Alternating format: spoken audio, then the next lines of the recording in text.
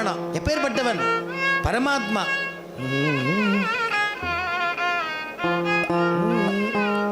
குடதிசை முடியை வைத்து குணதிசை பாதம் நீட்டி,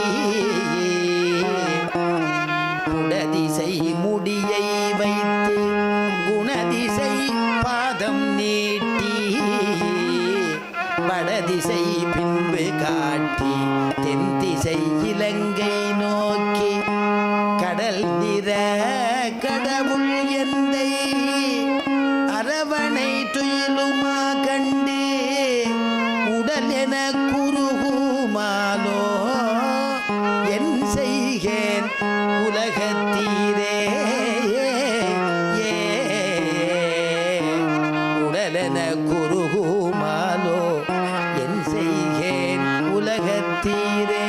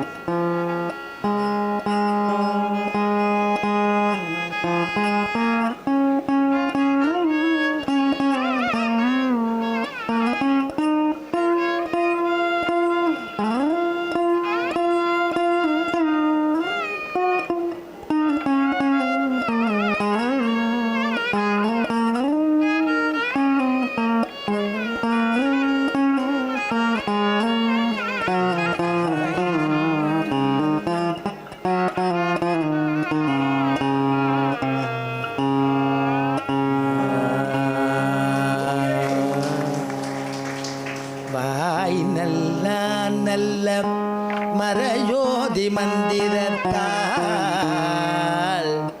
வாய் நல்ல நல்ல மறையோதி மந்திரத்தால், பாசிலை நாடல் படுத்து பரிதி வைத்து, காய்ச்சின மகளிரண்ணானின் கைப்பற்றி தீவலம் செய்ய கனா கண்டேன் தோழினான்.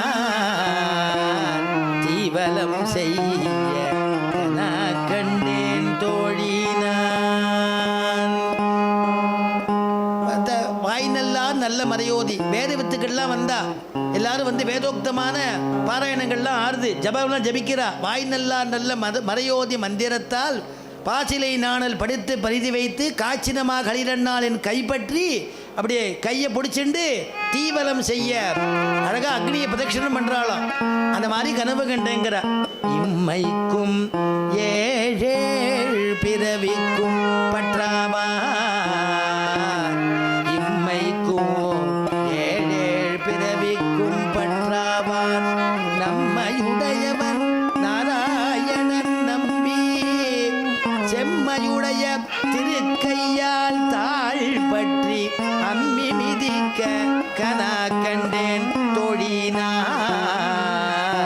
அம்மி மிதிக்க கனா கண்டேன் தோழினான். இம்மைக்கும் ஏழேழு பிறவிக்கும் பற்றாவான். எந்த ஜென்மா எடுத்தாலும் அப்பா ஆண்டாள் நினைக்கிறாளாம், கிருஷ்ணனையே அடைஞ்சுட்டு இருக்கணும்னு நினைக்கிறாளாம். ருக்மிணி சொல்கிறா அந்த ஸ்லோகத்தில், சதஜென்ம விஸ்யாத்துங்கிறா. 100 ஜென்மம் எடுத்தாலும் கிருஷ்ணா நான் ஒன்று தான் அடையணுங்கிறா.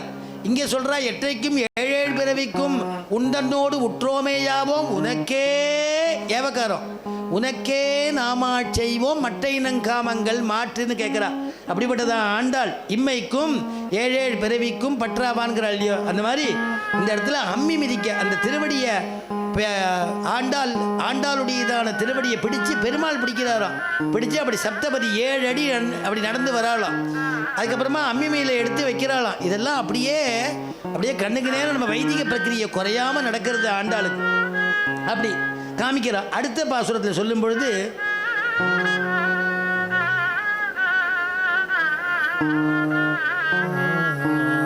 வரிசிலை வாழ்முகத்து என்னை வந்திட்டு